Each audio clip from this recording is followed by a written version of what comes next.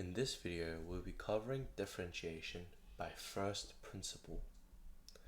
So what is differentiation? Differentiation is a method used to compute the rate of change of a function f of x with respect to its input x. This rate of change is known as the derivative of f with respect to x. Or in simple terms, when we derive a function, we obtain what is known as a gradient function.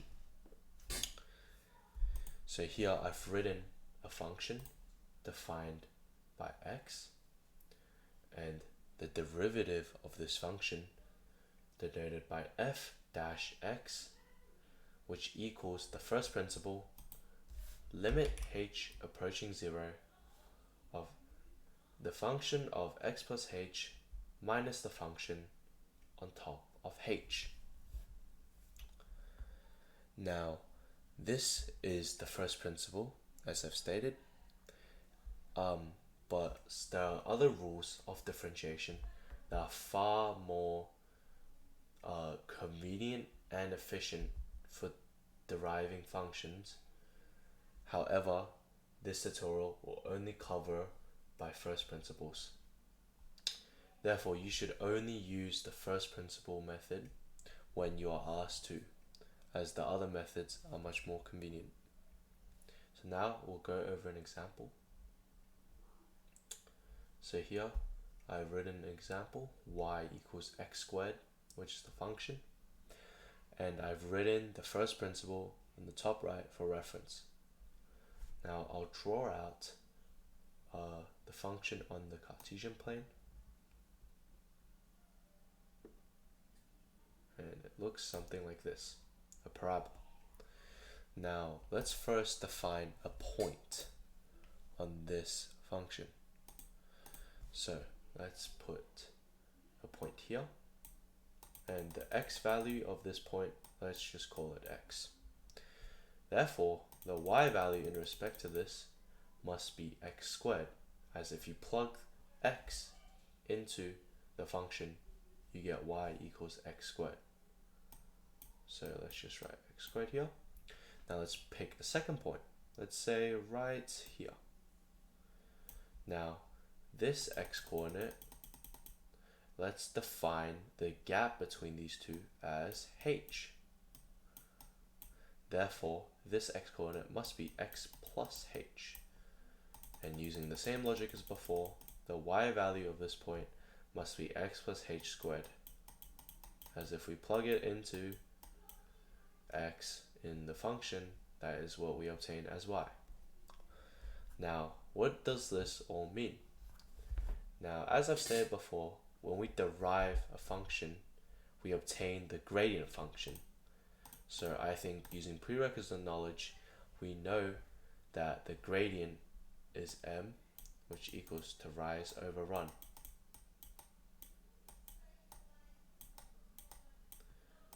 Or the rise would be the gap between x squared to x plus h squared, which is denoted by x plus h squared minus x squared. Now this is on top of the run, which is the gap between x and x plus h, which we've stated as h, so we can just write h for the run. Now, if you've noticed a pattern, this right here is very similar to our first principle, and because it is the first principle. We can see the first principle of the function above I've stated, which is simply x, is f of x plus h minus f of x on top of h, which is the same thing we have here. If we put f of x instead of y, we have f of x equals x squared. So all of this has a squared because it's x squared instead of x. So we've simply proven the first principle formula. Now, you may be curious now as to what the limit in the first principle means. And I'm now going to go over that. So when we're doing this, we're actually trying to find the gradient of a specific point on this function, y equals x squared. So right now we're trying to find the gradient of the specific point x.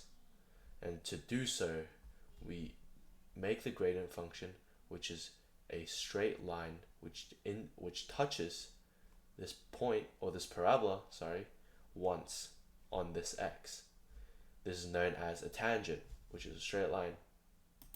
So I'll try my best here to draw a tangent which touches the x, a straight line which only touches this point. So now if we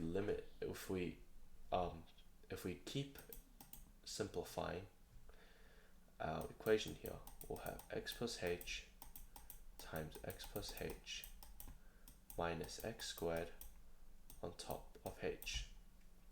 This equals x squared plus 2xh plus h squared minus x squared on top of h. Cancel out the x squareds. We're left with h squared plus 2xh on top of h. We can now cancel out the h's and we'll be left with 2x plus h. Now this is where the limit comes in.